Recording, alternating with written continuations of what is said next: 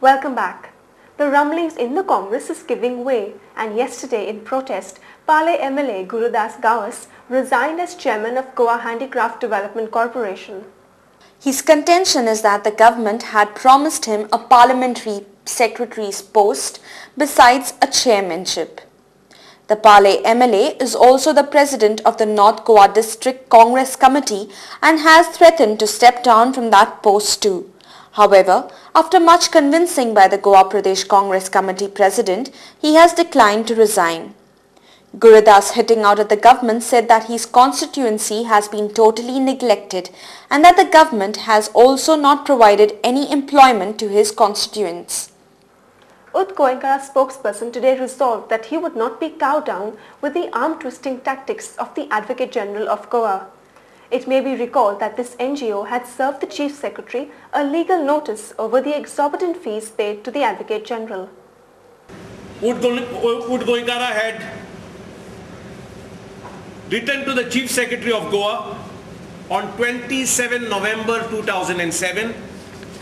We served a legal notice on the Chief Secretary on 2nd February 08 that the fees paid to the Advocate General were very high and irrational compared to other states in the country.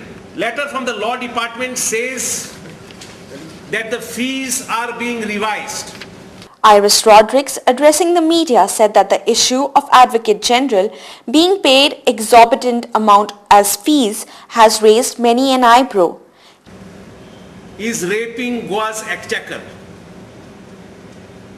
We studied this whole issue from all angles, and when Goacom and the information applied under the right of information, we were told that Advocate Subodh Kantak, just by way of fees, from 16th June 2005 to 31st August 2007, that Mr. Subodh Kantak, by way of fees and retainership, has been paid 2 crores 55 lakhs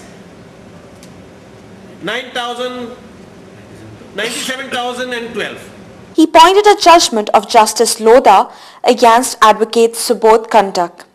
This was in a writ petition filed by a law college student about accessibility for handicapped.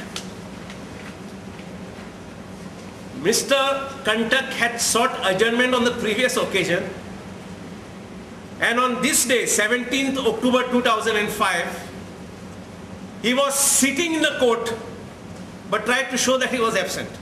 And this is noted by Justice Lodha. And then a very important, interesting, at paragraph 3, on 27 September 2005, it was on the submission of the Advocate General that he would cause an affidavit to be filed by the competent officer of the state government, setting out a time frame within which the recommendations as contained in the sordid affairs in the appearance on behalf of the government are clearly reflected. An adjournment in a matter of public interest like this is sought on an unjustifiable ground. On one ground or the other, the government is not able to state before the court the time frame within which. Iris Rodriguez also stated that the Advocate General would not be able to defame him and clarified about his character.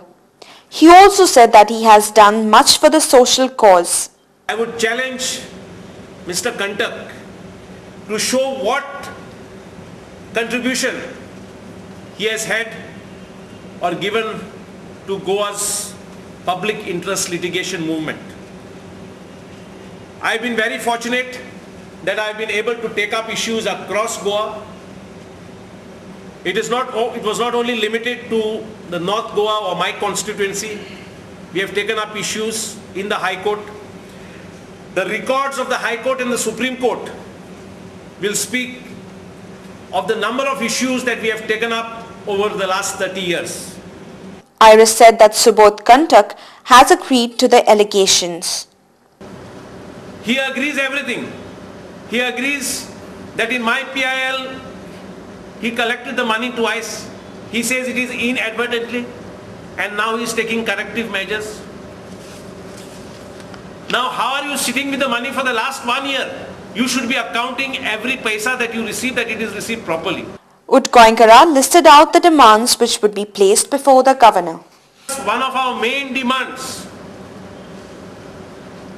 We today once again call upon the governor to immediately dismiss a man who has disgraced the post of Advocate General and to order an inquiry into all the payments.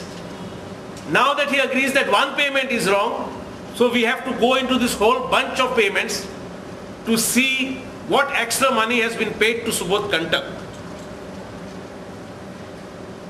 Wood Goenka also demands that the government should immediately recover 8,24,000 paid to Subodh Kantak in the Saleli case, where there were 103 accused.